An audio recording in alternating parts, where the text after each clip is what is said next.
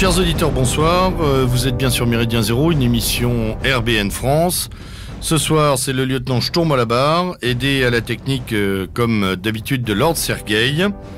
Avec moi, dans notre studio, pour parler de la crise sociale, de la réforme des retraites, des grèves et de la grogne généralisée, Monsieur Patrick Goffman, bonsoir. Bonsoir. Monsieur K, qui revient. Bonsoir. Et nous accueillons pour la première fois ce soir, avec grand plaisir, notre ami Argale, chercheur en sciences sociales, qui va nous éclairer sur quelques points de la thématique du soir. Bonsoir Argale. Bonsoir, ravi d'être ici. Alors messieurs, si vous me le permettez, en guise de préambule et à notre conversation, j'aimerais replanter un petit peu le décor. À savoir celui de cette rentrée sociale qui, depuis le début du mois de septembre, agite la France. Grève, revendications diverses et variées des syndicats, mouvements politiques à l'Assemblée nationale, au Sénat, amendements, disputes sur les plateaux de télévision. Tout ça sur fond de réforme des retraites, d'austérité généralisée sur le plan français comme sur le plan européen. Bref, un vrai climat anxiogène comme on les aime, un vrai climat propice au désarroi et donc à l'inquiétude des populations et notamment des populations de travailleurs. Je pense à nos travailleurs français.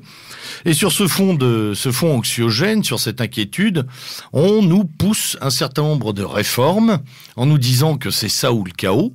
Je pense notamment à la réforme des retraites, en nous disant voilà, regardez partout en Europe. Ils l'ont fait, c'est une nécessité, on vit plus vieux, donc on doit travailler plus vieux.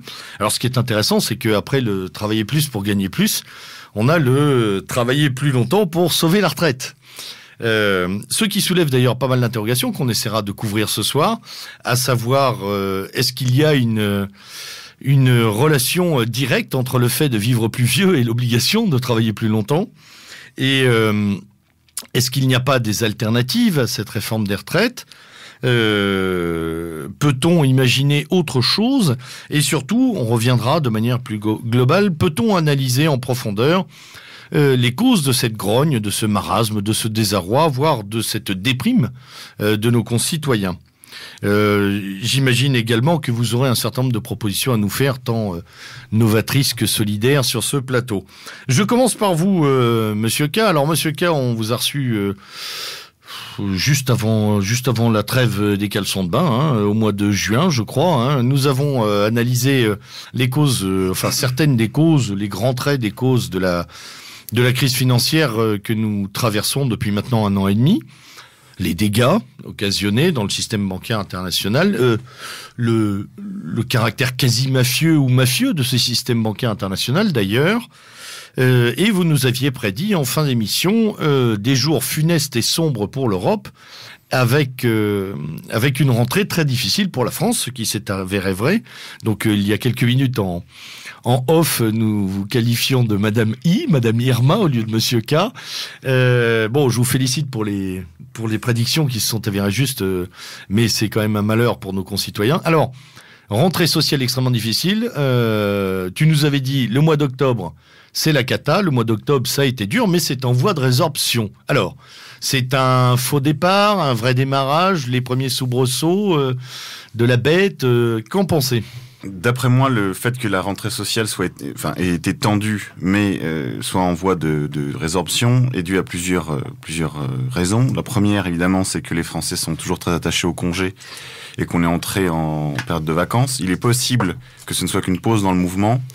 Il y a une autre raison plus profonde et à la fois plus évidente et peut-être plus inquiétante, c'est qu'en réalité Bernard Thibault est une carte dans le jeu de Nicolas Sarkozy. C'est-à-dire que le principal syndicat d'opposition français est aux mains d'un dirigeant supposément syndical, et qui en réalité c'était un membre de l'oligarchie, puisqu'il fréquente le Siècle, qui se réunit 1 fois par mois à l'Automobile Club, et qu'il est Une précision juste pour nos auditeurs, le Siècle, c'est un club. Oui, c'est un club en fait où toute l'oligarchie se réunit, qu'elle soit syndicale, patronale, presse, industrie, médias, Et politique, évidemment. Et l'on s'entend sur des tapis de velours. C'est ça. Et en fait, on vit... alors, c'est une forme de sociabilité tout à fait perverse, parce que comment dirais-je, les leaders syndicaux qui rentrent dans ce genre de comportement finissent en fait par intégrer les logiques dominantes de cette classe, qui n'est pas...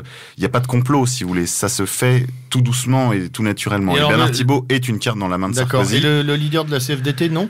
Monsieur Chérec ? Alors Monsieur Chérec, ça fait longtemps que Monsieur Chérec est un syndicaliste jaune et qu'il en fait se fait le porte-parole. Donc encore là aussi pour les plus jeunes de nos auditeurs, jaune signifie syndicat collabo en fait. Oui, on sait que Chérec est en réalité un porte-parole des mesures soit venant de l'Union européenne, soit venant du patronat directement.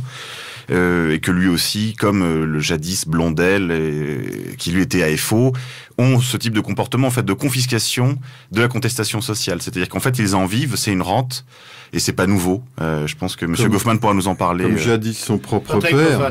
Alors, un peu de généalogie. Comme jadis son propre père, puisque vous voulez instruire les jeunes.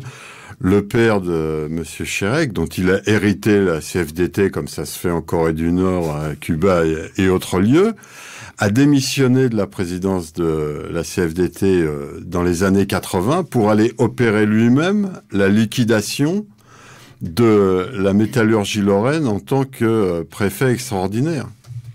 Ah, ça c'est effectivement une information de poids. Alors, on salue au passage la troisième génération des leaders maximaux de Corée du Nord. Je ne sais plus le nom, mais ce jeune homme... Kim Jong-il, Kim Il-sung et Kim... il a 27 ans, c'est quand même un... Kim Jong-un. Voilà, le fantastique népotisme communiste. Puisqu'on en est là, je voudrais juste rajouter que, comme on l'avait dit lors de la dernière émission traitant de la crise, les syndicats, et c'est ce qu'a prouvé abondamment l'histoire des années 70 et 80, les syndicats, en particulier communistes ou disons léninistes, sont en réalité des gardes-chiourmes des classes populaires, qu'ils sont des collaborateurs des patrons depuis fort longtemps, que cette guerre syndicat-patronat en fait est un jeu d'ombre, un jeu de théâtre depuis fort longtemps, et on le voit très bien en Chine. Il n'y a pas d'atelier plus discipliné que la Chine tout entière, parce qu'elle est aux mains d'une bureaucratie léniniste. Alors il y avait une intervention du maire d'une des plus grandes communes, d'une des plus grandes villes de Chine, dont j'ai évidemment perdu le nom, qui disait à la télévision, à France 5, la télévision francophone internationale, que la France était un pays de feignants parce que au moins eux, les Chinois, trimaient sang et eau pour leur assurance vie. Ce qui est extraordinaire quand on pense que c'est un pays qui promeut par ailleurs le paradis communiste. Justement, à propos de ça, à propos de paradis et d'enfer, je crois que Monsieur Thibault était dans le plus grand des désarrois parce qu'une partie de ses troupes, et notamment celles qui tiennent les terminaux pétroliers, ont opéré sans sa permission. Vous avez des infos là-dessus? Pas du tout? Oui, alors moi je voudrais juste dire un mot là-dessus, c'est qu'en réalité... Il était bien embêté, hein, on l'a vu à plusieurs reprises, essayer d'amadouer... Mais en réalité... Il y a une dissidence à la CGT? Alors non, pas du tout, mais disons qu'il y a quand même une culture maison qui est difficile de liquider tout à fait en l'espace de quelques années seulement. Il y a quand même une culture du blocage, et ça c'est vrai que ça a beaucoup... Enfin, la réputation de la CGT n'est pas usurpée, et il y a encore des gens qui ont cette culture syndicale-là à la CGT. Malgré tout, je remarque que les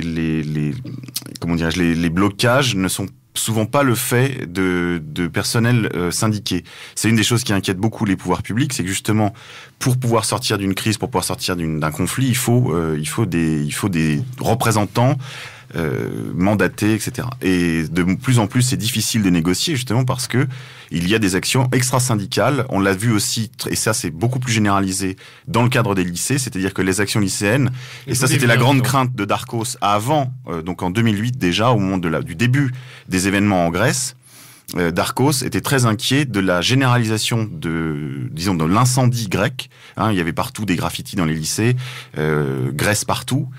Et Grèce générale. Et ça c'est la crainte des pouvoirs publics et des pouvoirs des autorités de sécurité publique. Et en réalité, c'est ce qui se passe. on voit de plus en plus, et on en avait parlé à l'occasion de cette émission, la généralisation d'actions, en fait, y compris de gens qui ne sont pas politisés ou qui ne sont pas encadrés. Et ça, c'est la nouvelle donne. Après, je pense aussi, ce qu'il faut bien voir, c'est que la plupart du temps, en fait, les dépôts pétroliers ont été bloqués par des gens qui n'étaient pas, qui ne travaillaient pas pour les dépôts. C'était des cheminots et des professeurs. D'accord, c'est intéressant aussi de voir effectivement les secteurs qui bougent. Voilà, finalement. C'est ça. Patrick Goffman, un mot sur les lycéens. Sont-ils instrumentalisés? Qu'est-ce que vous en pensez, vous, de cette descente à point nommé, inopinée, programmée?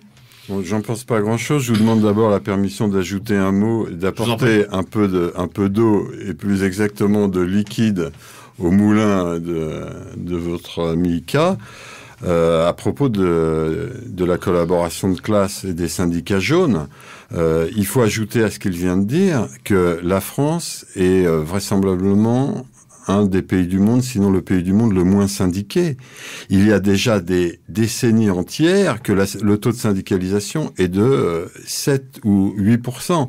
Une des raisons, je ne vais pas m'étendre, mais une des raisons, c'est précisément le type de trahison dont je parlais tout à l'heure. Chérec, père qui lâche la présidence de la CFDT pour devenir préfet extraordinaire en Lorraine, chargé de la liquidation de la métallurgie lorraine et donc des métallurgistes lorrains. On peut rappeler également, et ça, j'ai pas besoin d'être centenaire pour me le rappeler, mais je me le rappelle de façon très vive, qu'il y a une dizaine d'années, le scandale a éclaté. L'UIMM, l'Union des industries métallurgiques, avait versé, notamment à Force ouvrière, des millions d'euros pour, ouvrez les guillemets, huiler les relations sociales. Donc, il s'agit pas de laisser entendre qu'on a l'impression qu'on dirait bien que ce sont des jaunes et des traîtres. On les a pris avec l'argent du patronat dans la poche. On peut donc pas s'étonner que la majorité, plus de 90% des travailleurs français, refusent d'ajouter à ces pourboires patronaux des cotisations prises sur leur maigre paye. Voilà.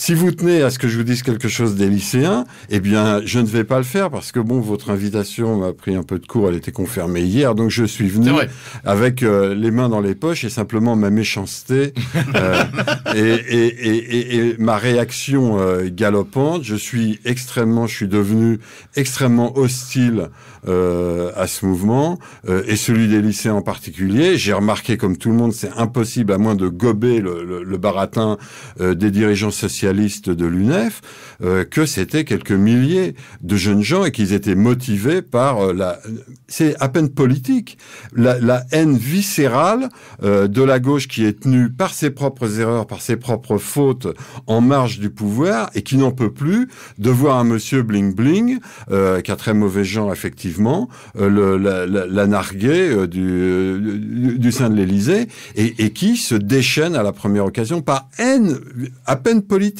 infra-politique, viscérale.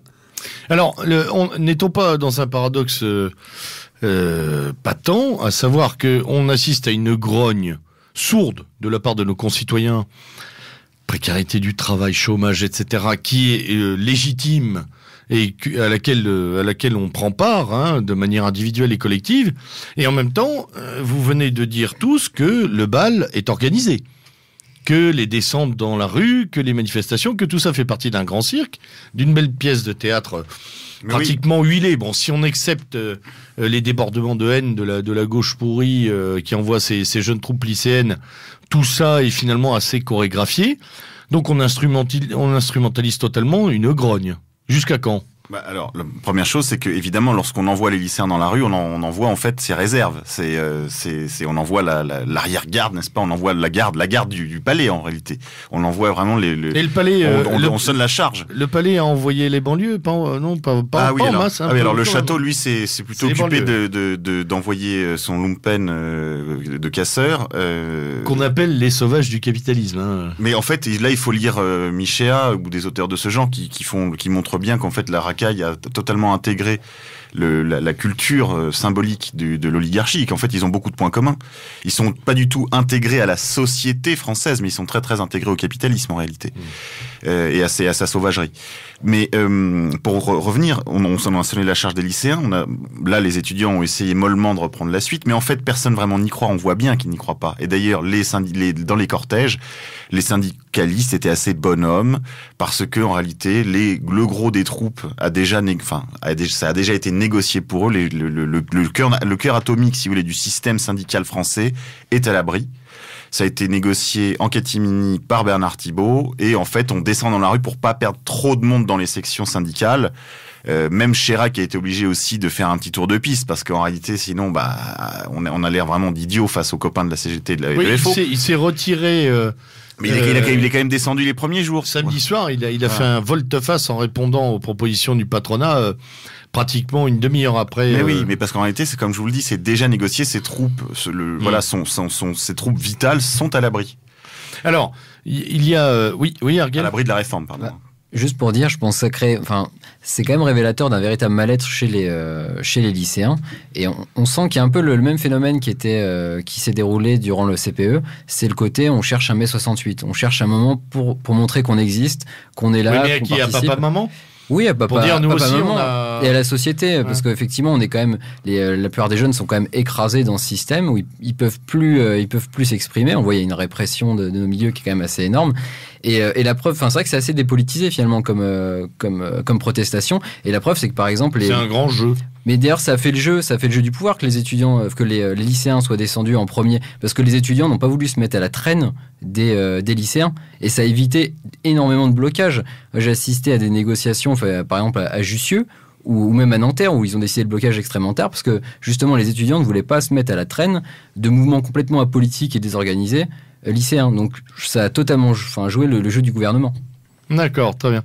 Oui, Patrick Hoffman. Je voudrais simplement rappeler un détail du processus de mobilisation de ces jeunes troupes, de sa jeune garde par la gauche et de la haute maîtrise qu'elle opère là-dessus. Je l'ai signalé sur mon blog L'Écho parisien. C'est Madame Royal, vous direz que je suis peut-être méchant de choisir cette pauvre créature, mais enfin c'est une responsable de premier plan. Et elle déclare le 13 octobre sur TF1, je la cite textuellement, « J'appelle les jeunes à descendre dans la rue ». Le lendemain, sur France Info, non seulement elle rappelle pas son mot d'ordre, elle le nie.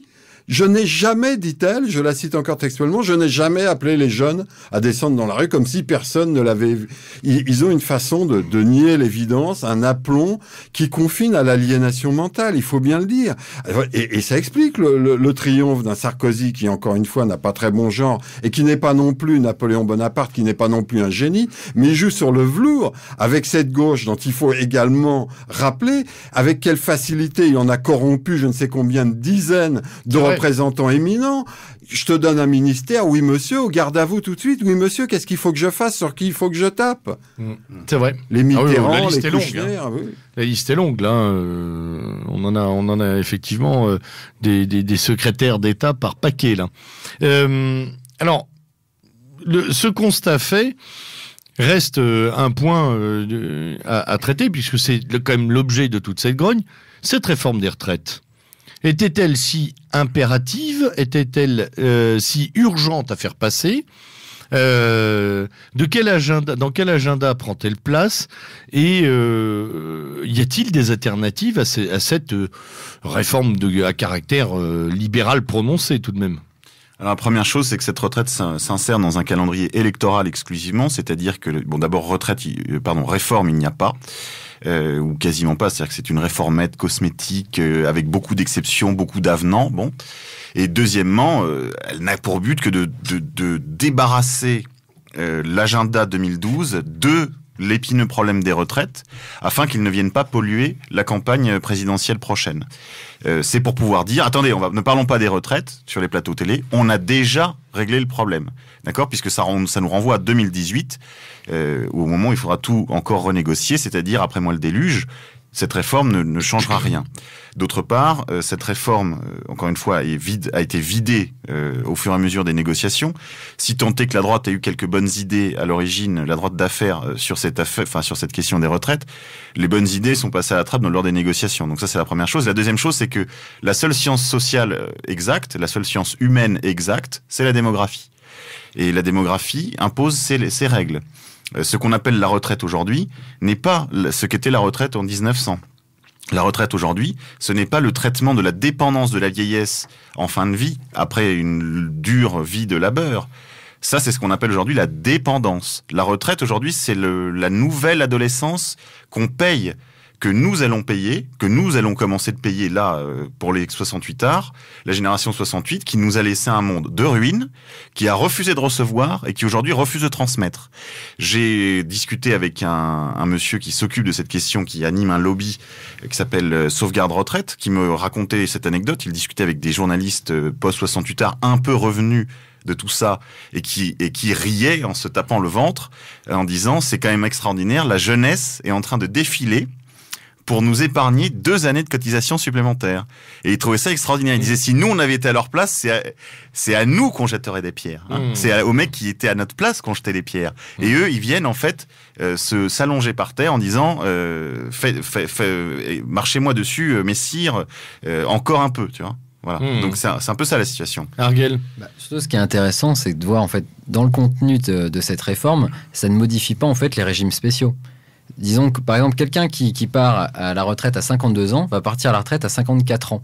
Il ne va pas partir à la retraite à 62 ans. Et c'est ça qui est impressionnant, et je pense que ça joue un rôle fondamental dans la décrédibilisation des syndicats. C'est qu'aujourd'hui, la plupart des gens syndiqués profitent de régimes totalement indus. Et dans le privé, ça les... Tu touches là, par exemple, à la prime de charbon des gens de la SNCF des conducteurs de TGV. Il y a un moment, on est sur l'une des 486 niches fiscales et autres passe-droits dont s'habille encore la société française. Effectivement, ça n'a pas du tout été discuté. Alors qu'à la base, en fait, cette réforme devait quand même rétablir une sorte de justice entre le privé et le public, et ça ne fait qu'aggraver les différences. Par exemple, une des mesures phares, et là, c'est vrai qu'il n'y a pas de grève dans le privé, alors que c'est fondamental, les stock options pour les employés, l'imposition va passer de 4 à 8%. C'est énorme, alors que c'était un moyen de payer aussi les employés du secteur privé, de les associer au travail. De les associer, voilà, c'est ça.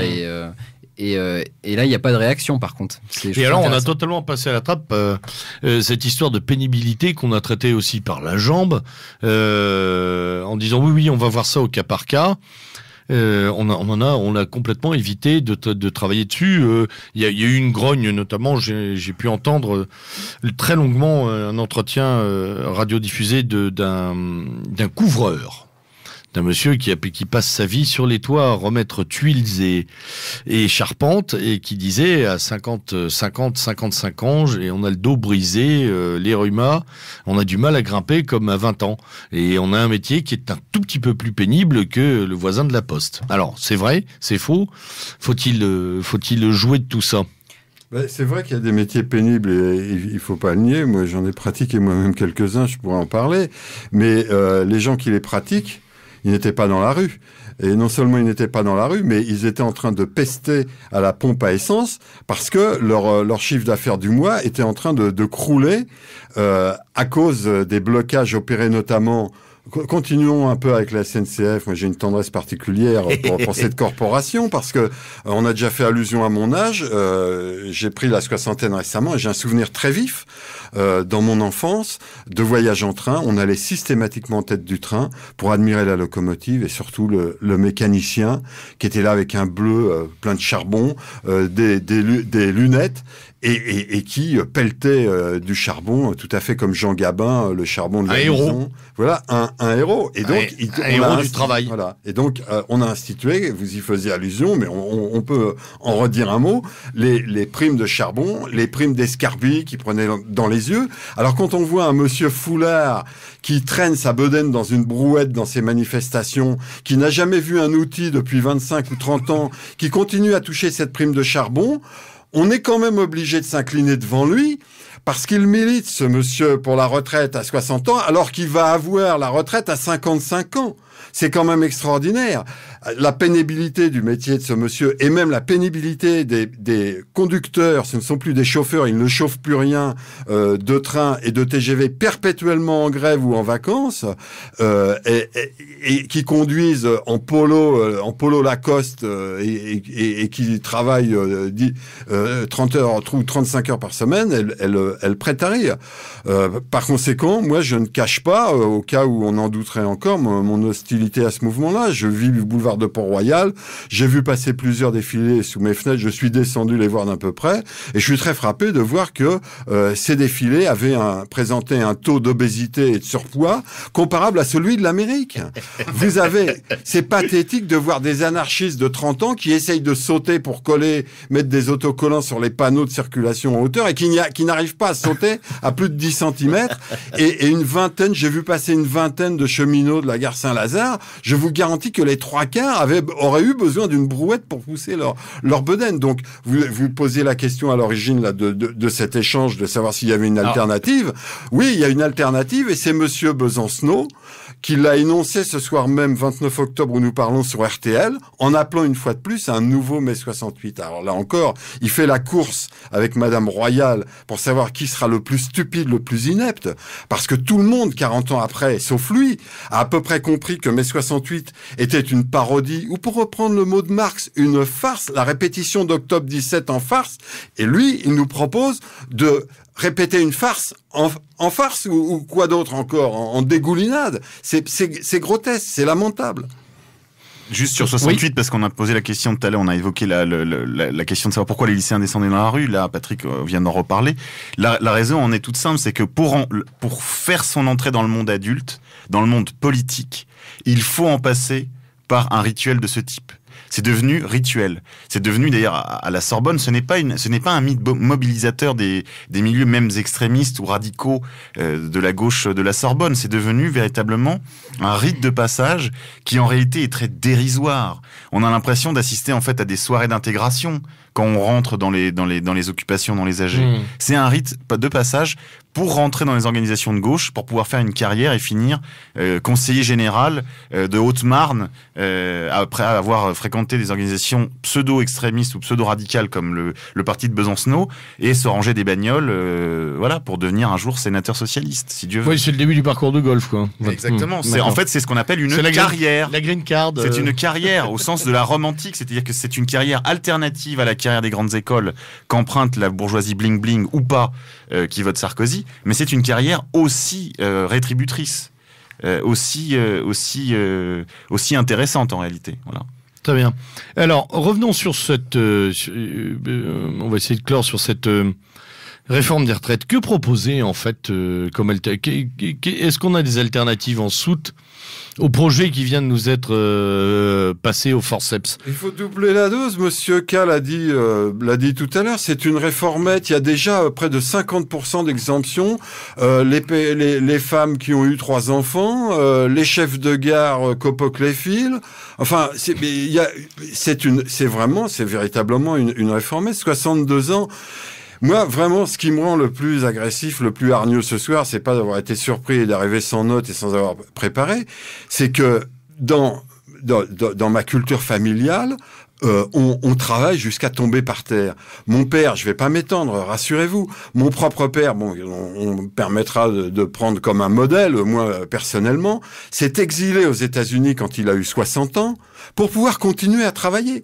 Et là-bas, il a trouvé un pays qui a beaucoup de défauts que je suis le premier à critiquer, mais un pays où on lui a dit, mais monsieur, vous avez 60 ans, si vous pouvez vous lever à 5 heures tous les matins pendant 3 mois et absorber l'informatique à haut niveau, pas de problème. Il s'est levé à 5 heures tous les matins et il a travaillé jusqu'à 75 ans.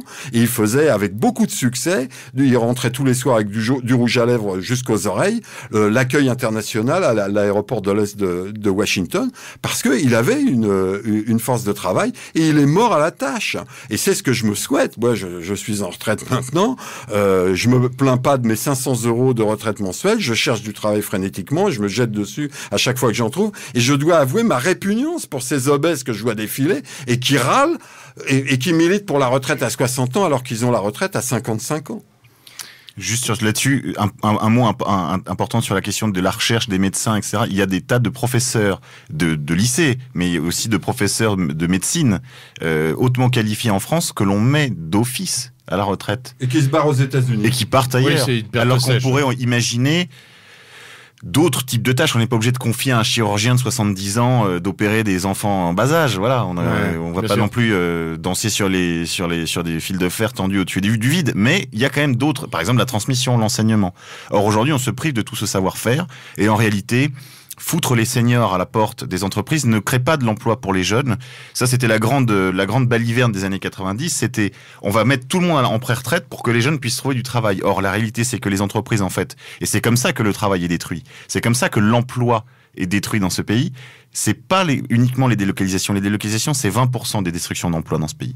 Les 80 autres %, à peu près, c'est de la restructuration d'entreprise, de la mécanisation, de l'informatisation, financiarisation, de la financiarisation, et c'est comme ça que le travail se détruit. Ce n'est pas en mettant les vieux à la porte, en disant voilà, maintenant place aux jeunes, rhétorique qu'a adopté le mouvement lycéen, le mouvement étudiant. Oui. Ce n'est pas mécanique. La gauche croit que le travail, c'est comme un gâteau qui se partage et que quand quelqu'un quitte la table, il y en a plus pour les autres. Ce n'est pas comme ça que ça marche. Ou elle fait semblant de le croire. Oui, elle fait probablement plutôt semblant de le croire. Argyle. Après, je pense ce qui est un peu triste avec ce mouvement, c'est que ça stigmatise vraiment le service public. Et je pense que la première étape, ce serait déjà de rétablir la justice dans le service public. Parce que par exemple, on peut comparer un chauffeur de RER et un chauffeur de bus. C'est assez éloquent. Le chauffeur de RER est engagé, il gagne à peu près 2 000 €, ça va jusqu'à 3 000. La pénibilité du travail, il faut savoir qu'il travaille 6h30 par jour, qu'il conduit environ 3h30 par jour. Alors que le chauffeur de bus, il travaille 7h30 par jour. Surtout ceux qui sont sur les lignes, je pense, Aulnay-sous-Bois, Montfermeil, bon, c'est quand même... Ceux qui conduisent avec des casques. Voilà. Bon, il y a... À l'embauche, il gagne le SMIC. En fin de carrière, il gagne 1 900 €. Je pense que la première étape, c'est déjà rétablir effectivement l'équilibre au sein du service public et ensuite entre le secteur privé et le secteur public. Oui, ça c'est vrai qu'il faut pas. Ça c'est une chose qui moi m'agace beaucoup dans les milieux qui contestent disons la ritournelle de la gauche anti-réforme qui descend dans la rue à tout bout de champ. C'est cette rhétorique anti fonction publique, anti-État en réalité, parce qu'il y a derrière tout ça une rhétorique littéralement néolibérale qui veut liquider agressive et qui veut liquider tout ce qui en fait échappe au marché. Alors sur la question des retraites par exemple, on a beaucoup avancé dans les années 90, la retraite par capitalisation individuelle, en gros c'est individualisme et financiarisation d'un nouveau secteur en réalité de l'économie. Qu'on trouve beaucoup dans le monde anglo-saxon par exemple. Et ça évidemment la retraite, bien sûr, la réforme rentre dans cette mécanique-là quand même, un peu. Là, je veux dire, la logique elle est là. Or, la retraite en France n'est pas par répartition non plus. Si on regarde bien, en fait, elle est indexée, enfin elle est hantée sur l'impôt.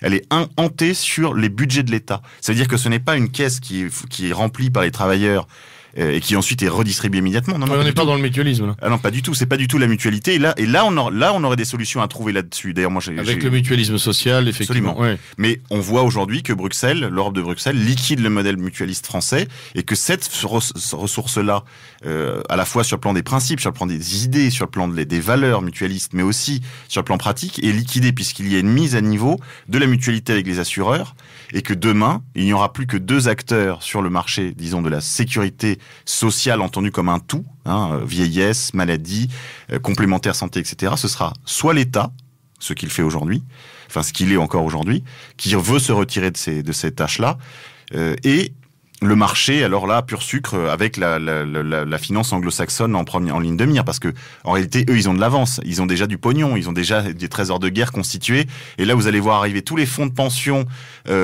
écossais, anglais, américains, pour venir proposer des services à les Français. Je rappelle juste, et j'en ai terminé, que c'est en faisant en investissant sur ce système-là que les retraites américaines se sont pété la gueule, que les gens de chez Enron ont plus $1 et que maintenant ils vendent leur maison pour pouvoir croûter. Oui, ou qu'ils se sont mis à travailler. Ils se sont mis à travailler à 70 ans. Eux, à 75 ans, ils se sont mis à bosser, oui, c'est vrai. Très bien, on va faire une petite pause musicale. Je crois qu'on va écouter La Commune et puis on revient sur cette affaire des retraites dans quelques minutes.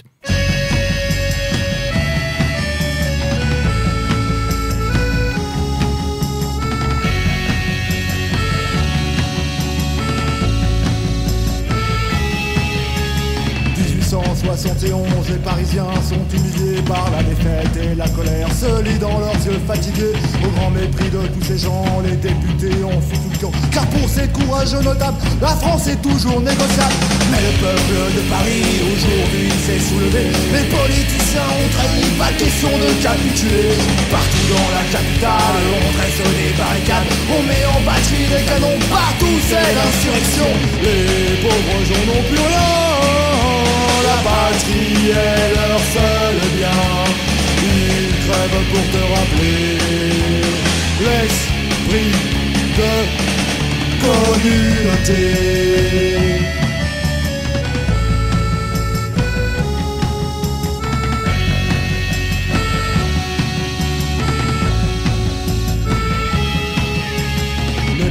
Tiennent le pavé, il n'y a plus de gouvernement, mais la commune est proclamée, c'est le retour du printemps. Pour quelque temps Paris se grise, on oublie le pouvoir central, on rêve de justice sociale, on chante le temps que cerise. Mais pour tirer tout ça clé, fallait faire taire la populace, saigner ces bonnes femmes hystériques, fusiller ces deux dans leur crasse. Partout dans la capitale, on dresse des barricades, on met en batterie les canons, partout c'est l'insurrection. Les pauvres gens n'ont plus rien. La patrie est leur seul bien. Ils crèvent pour te rappeler l'esprit de communauté. Oh, communauté. Oh, communauté. Oh, communauté. Oh, toujours devant l'invasion, c'est le peuple qui se dresse. Versaillais, trahison, tu as peur pour tes richesses.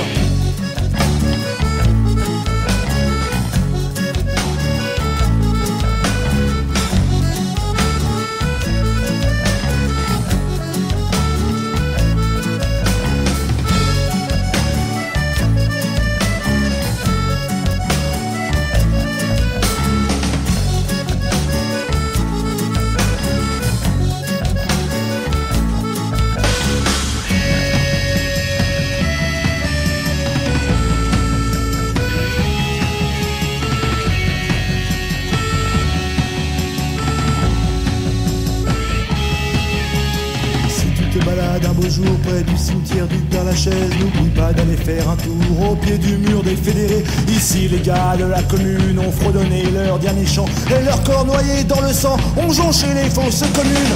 Les Monchois n'ont plus à tomber depuis ce joli mois de mai. La République des bâtards est née du sang des communards. Partout dans la capitale, on dresse des barricades, on met en batterie des canons, partout c'est l'insurrection. Les pauvres gens n'ont plus rien. La patrie est leur seul bien. Ils crèvent pour te rappeler l'esprit de communauté. Oh, communauté. Oh, communauté. Oh, communauté. Oh, communauté. Oh, communauté. Oh, communauté, oh, communauté, oh, communauté.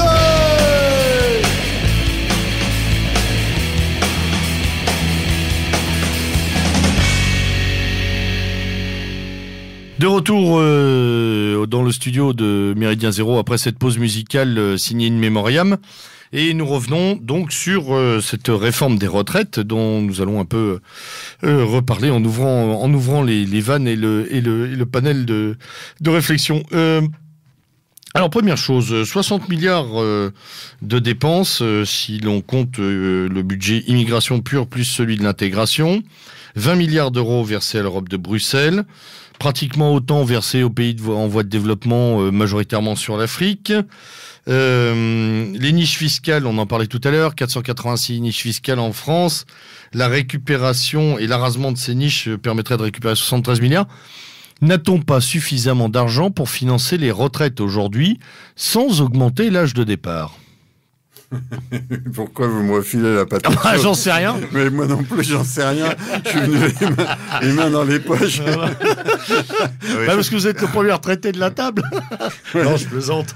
Bon, non, en réalité, je vois. Là, on est en train de raisonner dans une boîte. En réalité, vous avez raison. Si on prend la situation... J'ai posé des chiffres bruts. Si on prend la situation présente, ces chiffres sont exacts. Évidemment, on pourrait réattribuer ces immenses sommes à d'autres postes de dépenses. Ça, c'est la première chose, évidemment.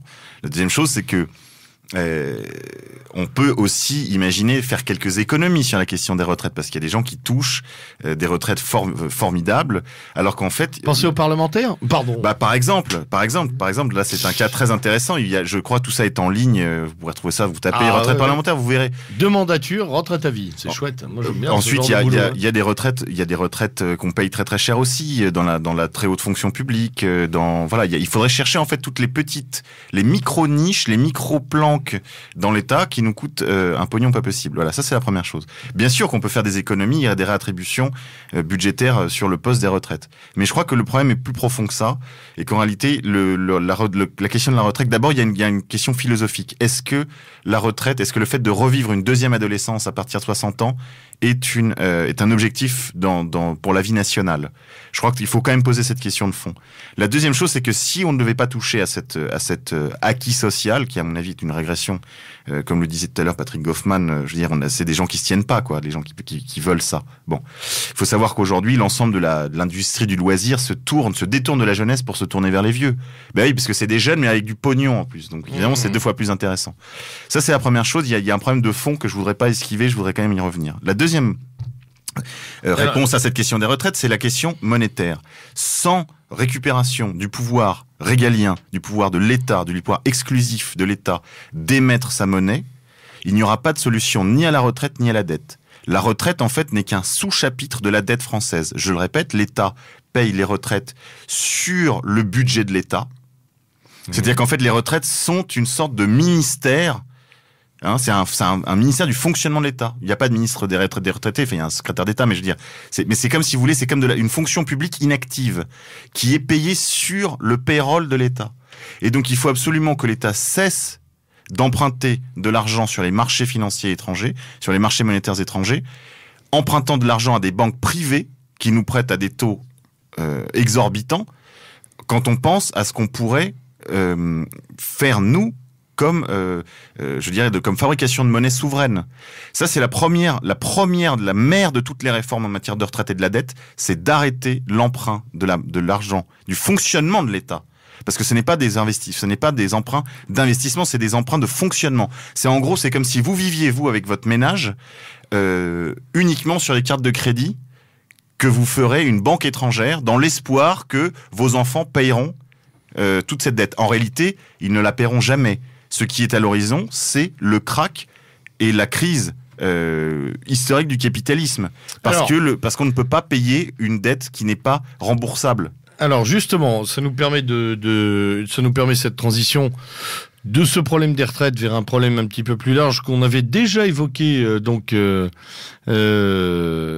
y a quelques mois avec vous, à savoir les crises successives des pays de la zone euro, à commencer par la Grèce qui était à genoux, asphyxiée. On avait parlé du Portugal, de l'Espagne, de l'Irlande. Cette crise perdure. Pourtant, il semblerait... Alors, on nous joue la grande scène du tout va bien, plutôt ça pourrait être pire, parce que là, on essaie un peu de graisser les rouages de manière à faire montre d'efficacité, enfin de pseudo-efficacité. On a des déclarations comme quoi on va modifier un peu le traité pour qu'il y ait une meilleure protection des pays européens. Est-ce qu'on est sorti de ce cataclysme ou est-ce qu'on y est encore ? Arguel. Je pense qu'on est encore... En fait, le problème est monétaire, parce que je pense que la construction de la zone euro s'est fait trop vite, en intégrant des pays qui n'étaient pas prêts, comme la Grèce. Mais foncièrement, je pense que la souveraineté monétaire est européenne, mais dans des pays européens, entre guillemets, sérieux. Maintenant, je pense, le vrai problème au niveau européen, c'est qu'il n'y a pas de protectionnisme européen. Le souci aujourd'hui, c'est par exemple, avec la Chine, on a une balance commerciale qui est totalement déficitaire. ça pose un souci au niveau économique assez énorme. Et c'est tout à fait joué au problème des retraites, parce que les retraites, on défend aussi un modèle social. Certes, on peut aller travailler jusqu'à 75, 80 ans, oui, c'est pas le problème. Mais il y a un moment, il faut quand même un système de retraite qui prenne le relais. Et aujourd'hui, on voit bien que les entreprises européennes ne se battent pas sur le même champ de bataille que les entreprises chinoises. Parce qu'effectivement, à 80 ans, la plupart des Chinois sont morts parce qu'ils se sont fait exploiter dans des conditions indignes. Et on est quand même là en Europe à défendre un modèle social. Le souci, c'est qu'aujourd'hui, l'Europe de Bruxelles, entre guillemets, veut jouer sur les mêmes plates-bandes au niveau commercial qu'avec la Chine. Et par exemple, au niveau du textile, on ne pourra jamais jouer sur les mêmes plates-bandes. Et on le paye, que ce soit au niveau qualitatif et quantitatif. Donc aujourd'hui, il est peut-être temps aussi d'instaurer un protectionnisme européen en disant on défend un modèle social, et ça fait partie d'une certaine logique. Donc, un rétablissement des droits de douane... Oui, parce que pour payer les retraites, il faut des producteurs. Oui, c'est ça. Il faut protéger en fait l'industrie européenne. Donc, si on la protège pas dans un système néolibéral, c'est bien gentil de dire oui, on va libéraliser, en se mettant sur les plates-bandes d'un espèce de capitalisme mondial, mais c'est pas le système européen qu'on veut protéger aussi. Très bien. Donc, rétablissement des droits de douane sur les frontières de la zone euro, en tout cas. C'est ça. Ok. Enfin, reste le problème des pays qui, comme la Grèce, ne peuvent pas s'arrimer éloignés comme l'euro et qui, eux, doivent recouvrer leur souveraineté et se mettre en faillite. Parce que c'est le seul moyen pour sortir de la crise. Monsieur K, où en sont-ils ces pays aujourd'hui ? Parce qu'on parlait tout à l'heure des lycéens qui mettaient le feu à Athènes, c'est fini. Non mais attendez, vous dites c'est fini, c'est pas vrai. Non, aujourd'hui, oui, d'accord, on voit malheureusement des Grecs dans la rue, la mine déconfite, et les yeux rivés sur le pavé de plus en plus craquelés de leur vieille terre européenne. Mais justement, c'est tout à fait ça. C'est ce qui se passe en Grèce, et en fait, c'est ce qui se passe aux États-Unis. Les courbés. Mais c'est-à-dire qu'en fait, on laisse le pays à volo, on ne paye, on ne répare plus, on ne change plus les ampoules, on repeint plus, voilà. L'État, c'est en cessation de paiement, il est sous la coupe de puissance supranationale comme le FMI, et c'est le peuple qui trinque. Et ça durera le temps que ça durera. Mais c'est-à-dire que tant qu'on ne laissera pas la Grèce reprendre sa liberté, sortir du carcan de l'Europe de Bruxelles, la Grèce sera dans une cure de même passer même plus de la rigueur là, c'est-à-dire c'est carrément il est saigne à blanc, voilà. Le pire avec le FMI, c'est qu'on risque d'arriver au même résultat qu'en Argentine, ce qui s'est passé en Argentine avec le FMI, parce qu'en fait ils ont soldé tout le service public à des prix mais lamentables. C'était du $1, du $2, et au final, ce sont des sociétés américaines qui sont arrivées et qui ont repris ça en main. Et avec les bénéfices, bien sûr, qui vont à la fin. Par la raison ou par la force, enfin, par l'économie ou par la force, on pourrait presque dire, parce qu'on dira que c'est aussi des sociétés américaines qui s'occupent de l'administration, mais après être intervenues de manière un tout petit peu différente.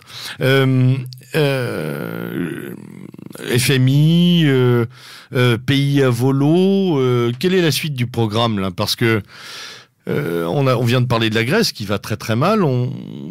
L'Irlande est sous perfusion, si j'ai bien compris.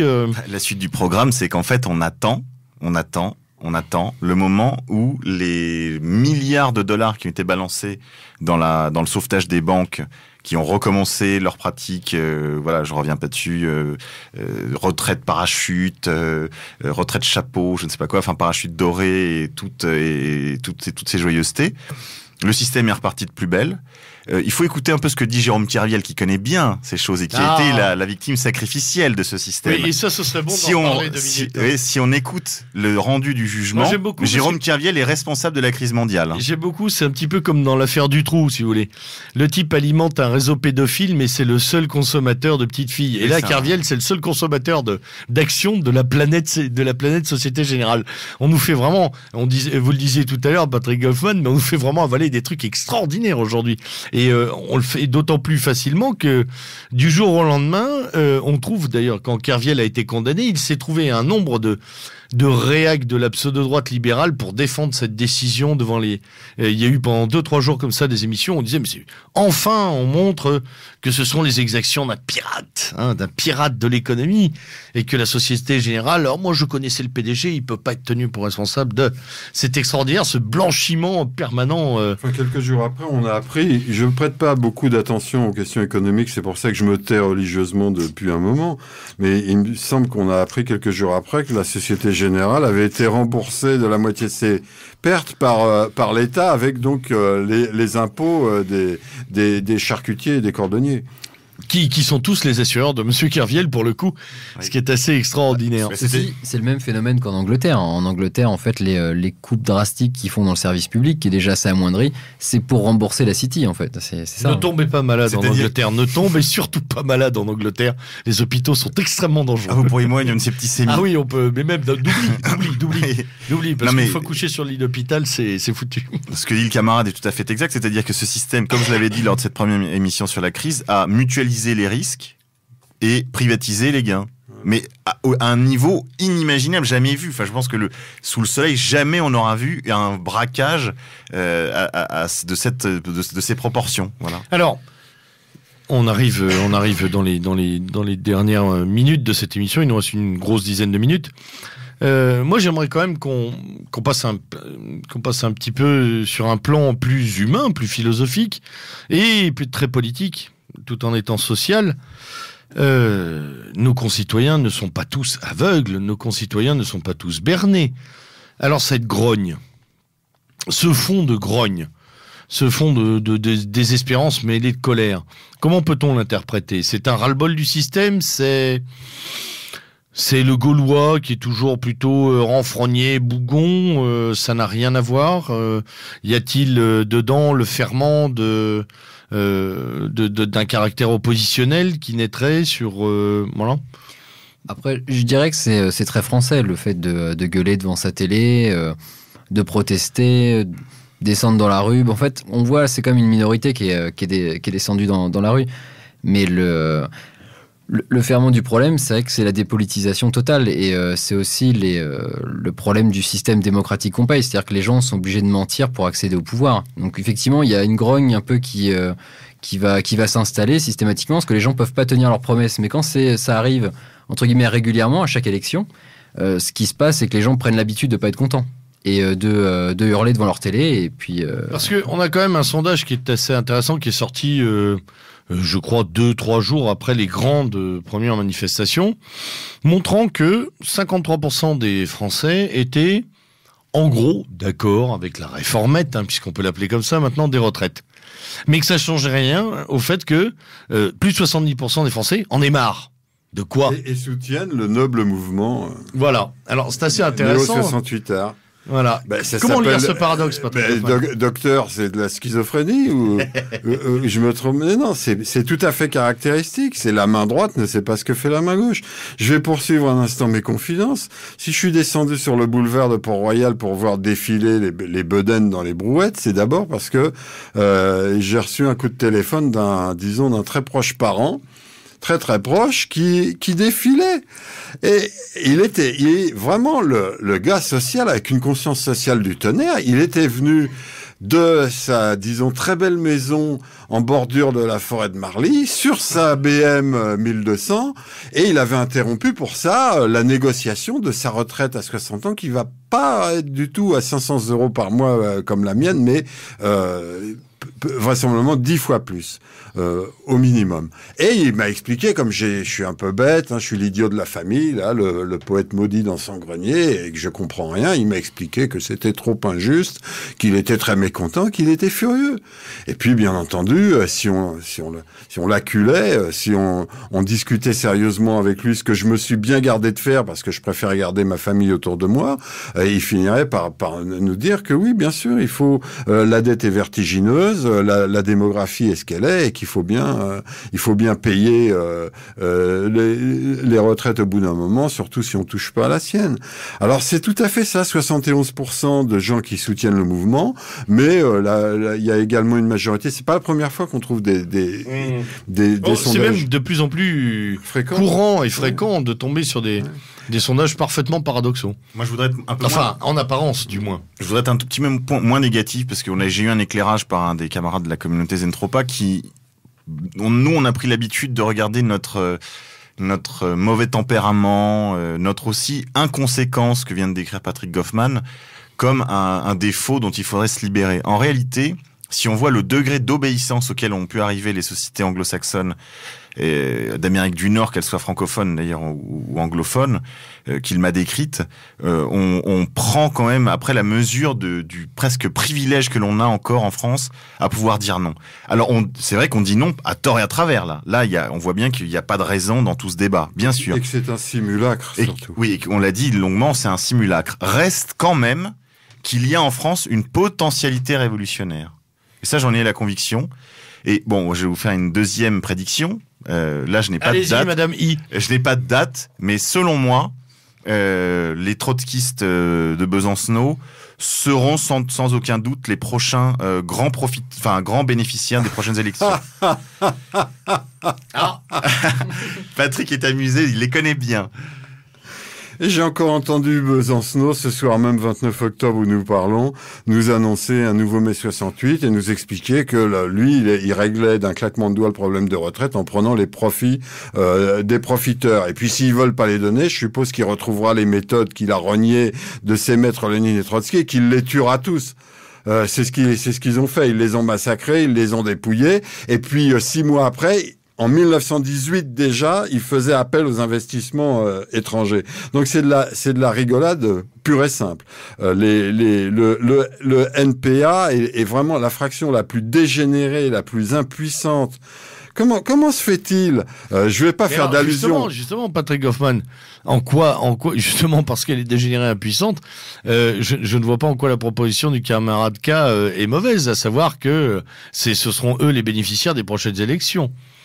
Puisque c'est la fraction la moins gênante. C'est parce qu'ils sont très dégénérés qu'ils sont très bien placés sur le marché de l'offre politique. C'est parce qu'ils sont devenus guévaristes qu'ils peuvent répondre aux aspirations contradictoires des Français. Et qui sont à la télé tous les soirs quand ils sont pas sur RTL. Cependant, je vous invite à réviser les derniers résultats électoraux et à voir les gamelles qu'ils se sont prises récemment parce que leur simulacre... c'est vrai quand même, oui. Et leur gesticulation révolutionnaire totalement bidon, ils l'avouent eux-mêmes, n'abusent plus grand monde. Oui, ils sont allés se balader en banlieue pour essayer de lever un prolétariat de camarades immigrés. Tiens, d'ailleurs, on peut en parler 15 secondes, même si on est à la fin de l'émission. Pour les retraites, on a dit qu'il fallait faire venir beaucoup de monde pour nous aider à financer justement ces retraites, d'ailleurs. Alors, j'annonce que nous aurons une spéciale immigration dans quelques semaines qui fera le point en détail là-dessus, mais un petit mot, Monsieur Goffman. Vous vouliez déjà tout à l'heure, vous avez essayé de me faire dire qu'il fallait foutre les immigrés dehors, et bien non, ça y est, je l'ai dit.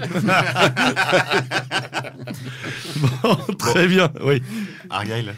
Juste pour dire, je pense que les Français n'ont pas vraiment le choix parce qu'ils sont manipulés déjà par le système politique dans lequel on vit, qui vit essentiellement sur la démagogie. Ensuite, au niveau associatif, par exemple, on pense que les étudiants ou les lycéens sont indépendants. En fait, ils sont manipulés par des associations, que ce soit l'UNEF, SOS Racisme. On l'a vu, par exemple, avec l'affaire Julien Drey. Et ensuite, je dirais que même au niveau médiatique, on a quand même pu s'apercevoir de la politisation des médias français. Quand on regardait France 2, il y avait un reportage magnifique à regarder où ils étaient dans la ville de Poitiers. Et en fait, ils cherchaient apparemment désespérément quelqu'un qui était pour la réforme. Ils disaient, oui, de toute façon, 8 personnes sur 10 sont contre cette réforme. On voit quand même qu'il y a une politisation massive des médias et que finalement les Français sont vraiment manipulés. Ont-ils vraiment le choix ? Ils pensent avoir le choix, mais en fait ils ne l'ont pas. Un sondage sur la politisation des journalistes classé, dont je n'ai plus tous les chiffres, disait que 8% des journalistes français se reconnaissaient de droite. Oui, pour connaître assez bien la corporation, pour l'avoir fréquentée. Alors, il peut y avoir, ne se prononce pas en masse, mais quand même. J'en connais beaucoup du peu de journalistes parisiens qui sont de droite, il y en a fort peu qui le reconnaîtraient même à un sondeur. Hein. Ouais. Et je pense qu'on est vraiment à 8%, on est au taquet là. Hein. Là, on est au grand complet. Je veux dire, sur la question de l'immigration et des retraites, oui, en effet, c'est une solution. C'est une émission, c'est une solution qui a été avancée au problème des retraites. Elle est promue à travers toute l'Europe. Hein, oui, c'est l'OCDE, l'Allemagne, la Suède en parle beaucoup. Toutes les élites sont gagnées à cette thèse. En réalité, moi, je pense qu'il faut revenir à des choses plus raisonnables. Je crois que l'immigration est un poids insupportable aujourd'hui à la population française et européenne. Cela est vrai de Stockholm jusqu'en Grèce en réalité. Donc il faut même jusqu'à Narvik, j'ai envie de dire. Donc il faut arrêter absolument ce phénomène migratoire maintenant, tant qu'il est encore possible d'y survivre. Parce que dans 40 ans, la France sera une nation afro-asiatique. Et que ce n'est pas survivre en se changeant intégralement, ce n'est pas se maintenir, ce n'est pas traverser les âges. Et on pourrait être très heureux à 40 millions de Français. Et même avec un hiver démographique. Je crois que il faut simplement que les politiques mettent un peu plus de préoccupations liées aux jeunes générations autochtones dans leur activité politique. Alors là, on est dans le rêve. Oui, on est dans le rêve, mais je veux dire, on peut être très heureux à 40 millions de Français. On n'a pas besoin d'être 70 millions, dont 30 millions d'immigrés. Très bien, messieurs. Eh bien, écoutez... Vive l'avortement, alors. Oh non, c'est pas vraiment ce qu'on va dire. Oh, pardon. Hein, c'est la pilule, c'est pas terrible. Bon, je vous... non, faites des enfants, chers camarades, faites-en en masse. Oui, il fallait commencer par là, d'ailleurs. La vraie solution en retraite est là. C'est faire des enfants français. Et ce sera le mot de la fin. Messieurs, je vous remercie. C'était le lieutenant Sturm à la barre de Méridien Zéro ce soir. Quelques annonces légales. N'oubliez pas d'écouter et de supporter l'initiative Europa Radio que vous pouvez trouver sur le blog du même nom, europaradio.oeffort.com. Notre camarade le Baron Fou à l'antenne de cette radio musicale 24-24 qui repasse aussi nos émissions se démène. Envoyez-lui vos contributions musicales par courriel. Il en sera très friand et je vous jure qu'il les passera. Hormis si ces projets musicaux ou même si vos morceaux préférés sont inaudibles pour des oreilles du PAF. Vous retrouverez des oreilles maintenant. En tout cas, il a la possibilité de censurer un certain nombre de choses, y compris sur le web. Qui peuvent tomber sous le coup de lois qui ne sont toujours pas abrogées, etc., etc., etc. Voilà, Monsieur Guessot, bonjour. En dehors de ça, vous pouvez retrouver cette émission en podcast, bien entendu, sur méridien0.oeffort.com et nous écrire à l'adresse habituelle zmeridien@yahoo.com pour nous faire part de vos observations, vos récriminations, vos louanges ou vos questions, voire vos projets d'émission.